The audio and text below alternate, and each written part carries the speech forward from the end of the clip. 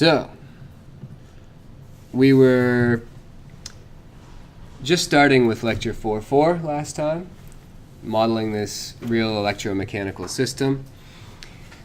In the lab this week, you guys will be using this electromechanical system, which is, just to review for just a moment, a DC motor, permanent magnet DC motor, connected up to a flywheel, so an inertial load, and it'll be driven by some pulse width modulation electronics, and you'll learn about that a little bit in the lab. So this lecture, the idea is to come up with a nice linear graph model and state space model for this electromechanical system. We're going to use that model to do some analysis and characterization of the motor's, behavior. So, should be pretty fun. So we talked about the linear graph model, how we'll have an ideal voltage source connected up to the armature coil. So resistance and inductance of the armature windings are included in the linear graph model, and then also the bearing damping. And J is the moment of inertia. I combined the moment of inertia of the rotor. The armature is on the rotor, and so that has a moment of inertia of its own, and also the flywheel moment of inertia, which is actually, it's greater than the rotor inertia, but it's close enough that you have to add them two together to get a very accurate value. So there's that. And remember, we talked about this table of all the different parameters that come in the motor manual. Now, in the coming lectures, we're going to learn how to characterize the motor in some different ways, including several motor curves, which are probably the most popular way to characterize a motor's performance. And we'll talk about that extensively. We're going to use this model actually to generate some motor curves for this motor. The manual that I got with this motor does not have any motor curves in it. So in order to come up with them, you have to do this modeling. So it's kind of a cool exercise to generate the curves yourself once, so that you understand kind of where they come from when you look at the manual. Okay, so we were at the point of developing a state space model. So let's go ahead and do that. The normal tree can be constructed by the procedure from lecture 4.2.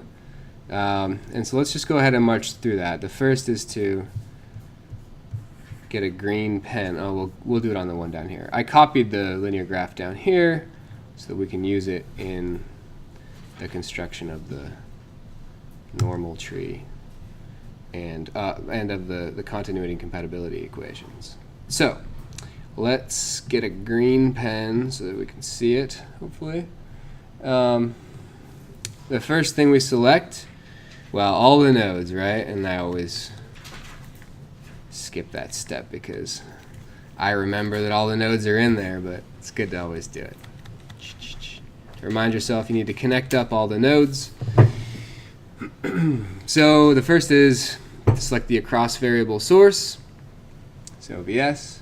The second is to select any A-type energy storage elements, so J is an A-type, L is T-type, so we don't select L. And then we now have the transducer elements. So for a transformer, which the DC motor we already discussed is a transformer, so we have to select either one or the other of the branches. So usually we need to select it based on a minimization of the number of T-types that end up in the linear graph at the end, right? But in this case, we don't actually have a choice, because if we chose 2, what would happen?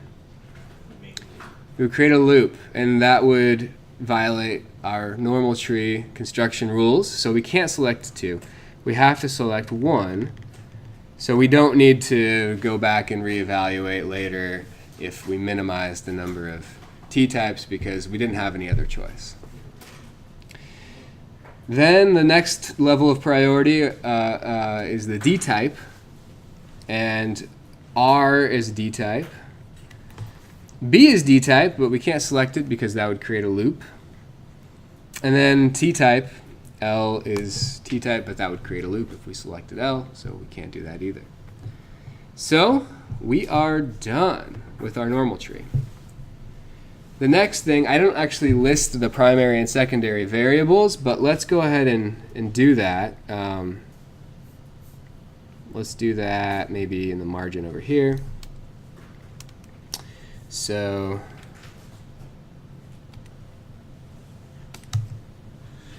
let's do primary variables.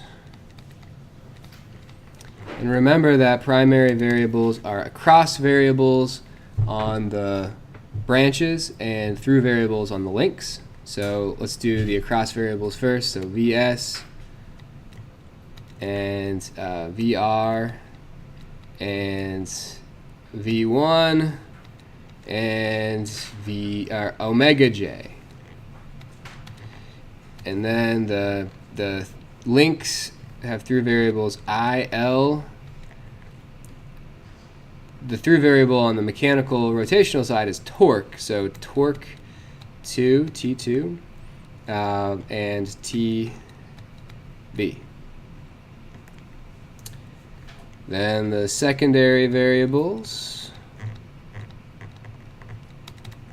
are going to be IS, IR, I1, TJ, VL, omega 2, and omega B.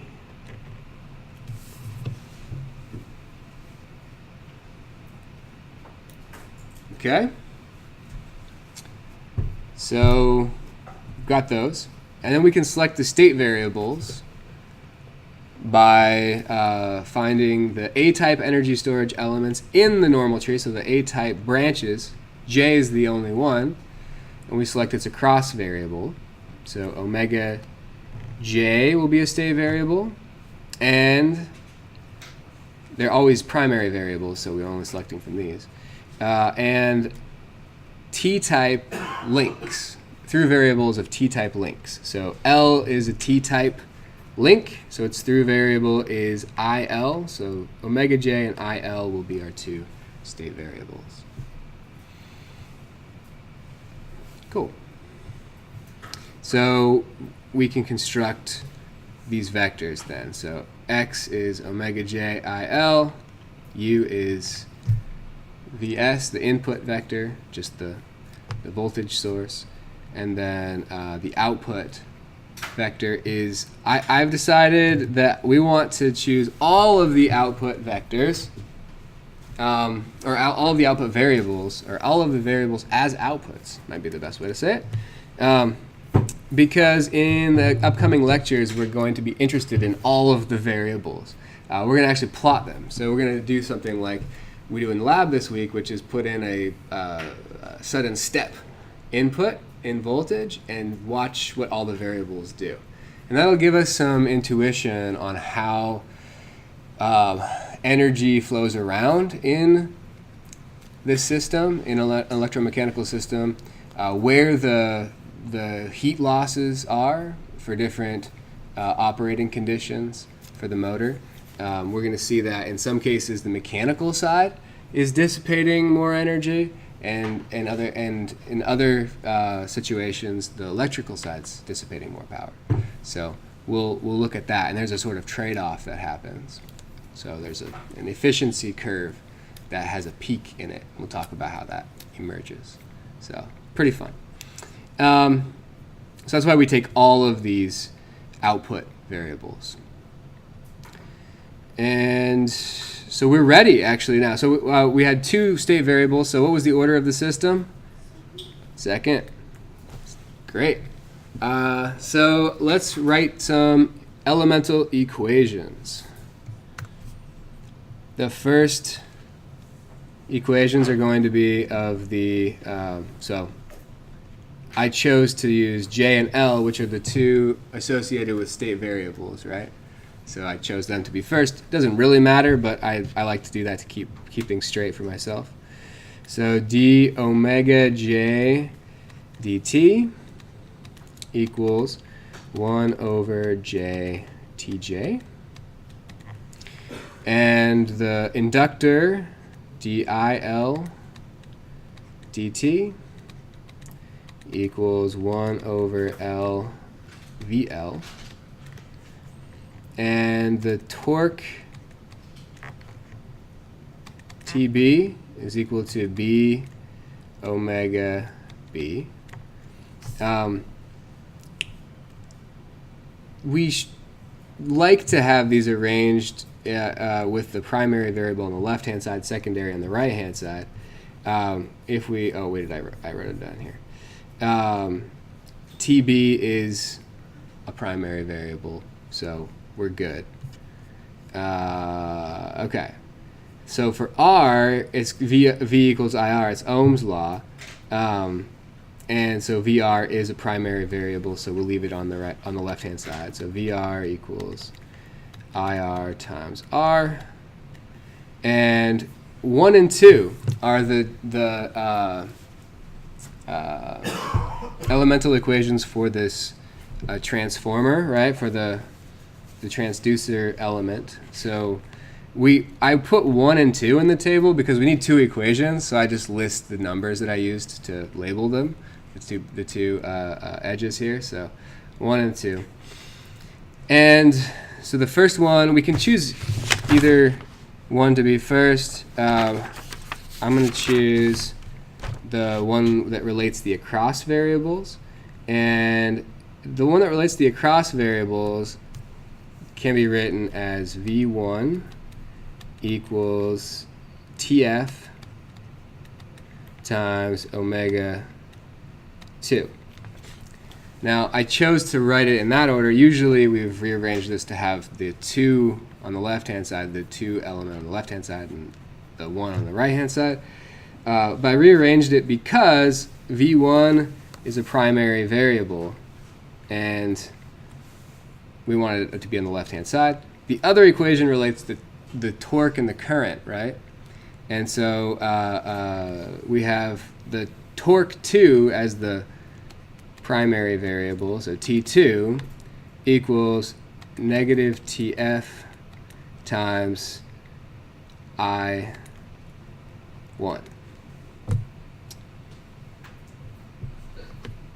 Great. So we have our elemental equations. And now we need to do the continuity and compatibility equations. And they require that we do the continuity equations are going to require that we do a contour for each branch, each passive branch. And then the compatibility equations will require that we do a loop for each link. So for each branch, a continuity equation. Let's start with, I've listed them, so let's go in the order I listed. R, doesn't really matter, but R in this case was the first one. That contour cuts only one element in the normal tree, only one branch, and it does cut one passive branch, which is what we want. So we have the through variable going in must equal to the through variable going out. So IR equals IL.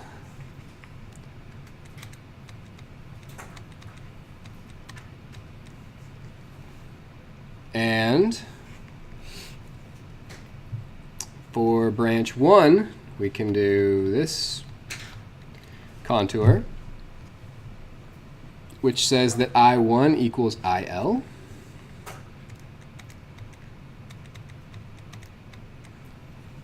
Finally, we've got this branch and this contour. So Tj is leaving, so it must be equal to everything going in, so it must be equal to negative T2 minus Tb. So Tj equals negative T2 minus Tb.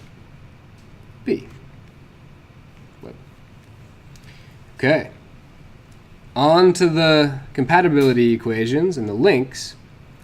So if we include the inductor into the normal tree momentarily, we get a loop here, right? So it's going to say that VL equals negative VR plus Vs minus V1. So VL equals negative VR plus Vs minus V1. And then including the 2 link into the normal tree momentarily and forming this loop, we see that omega 2 equals omega j. Omega 2 equals omega j. And the final link is B, is the damper, and that has the same equation, omega b equals omega j.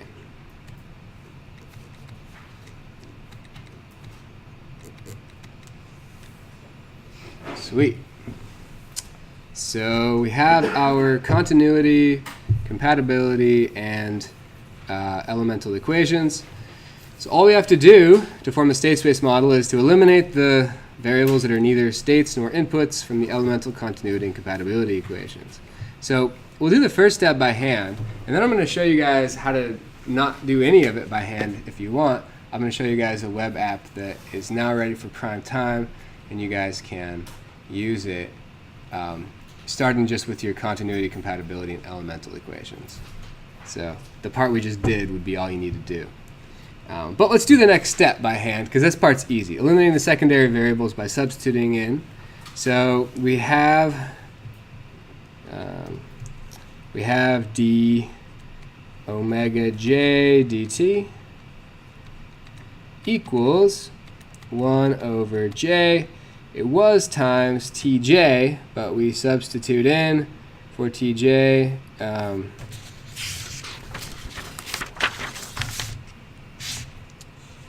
negative T2 minus TB. And similarly, dIL dt equals 1 over L. It was VL. Now it's negative VR plus Vs minus V1.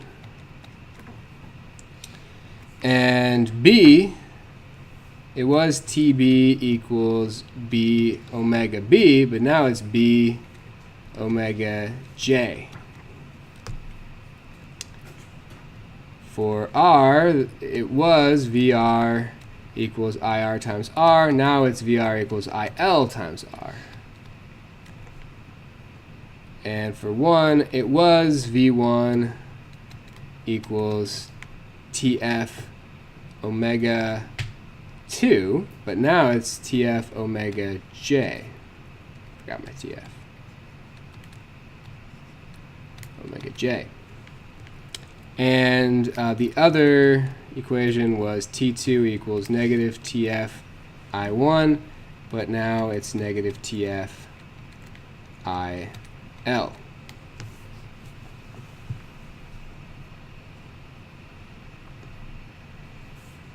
It's a really small I.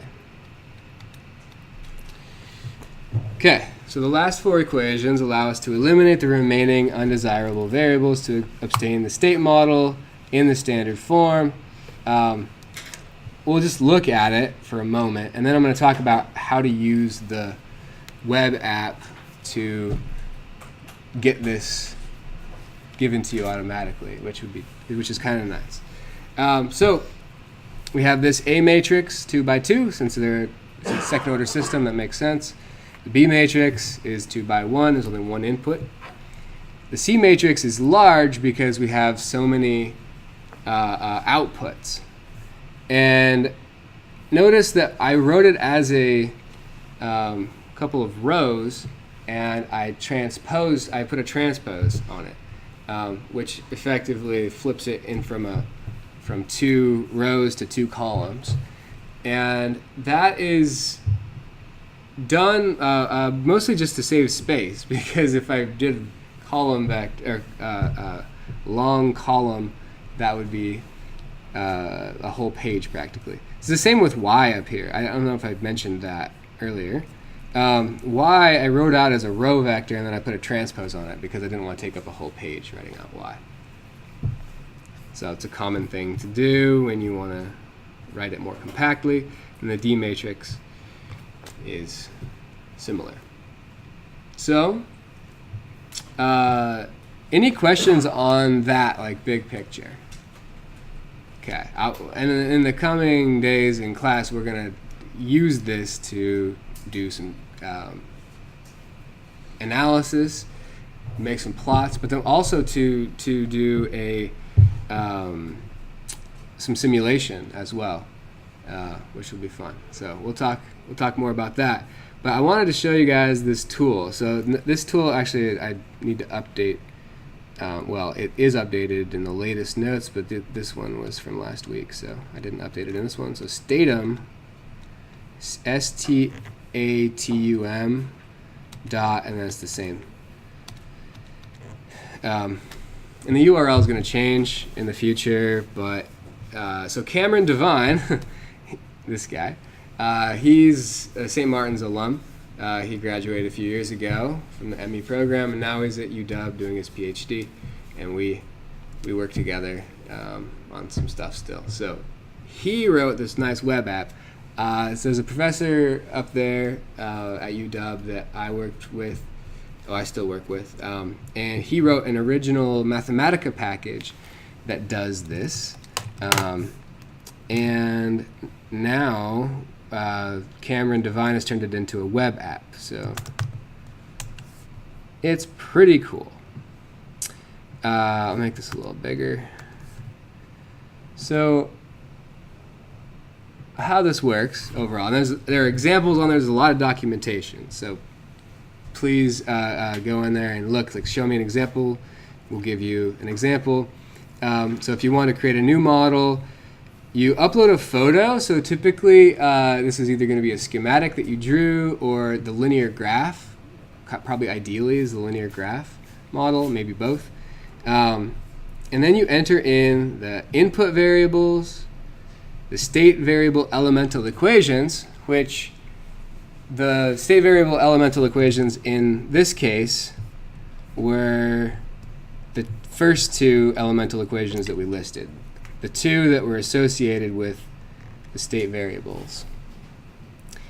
And then the other elemental equations, so all the rest.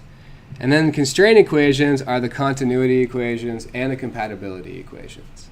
There is one nuance here in this version, the web version, the cloud version, I guess. You do need to solve for the secondary variables in the constraint equations. So like we always do when we write them down. So in the continuity and compatibility equations, we're always solving for the secondary variable on the left-hand side, right? You have to enter them in that way. In here, due to the way the algorithm works for the web app. It's based on Python, and Python isn't quite as flexible as the Mathematica script. So in the Mathematica script that goes along with this, the package that you can install, which is also documented, it's on my GitHub if you're interested, I can send you there. You don't have to solve for the secondary variable. It deals with that for you.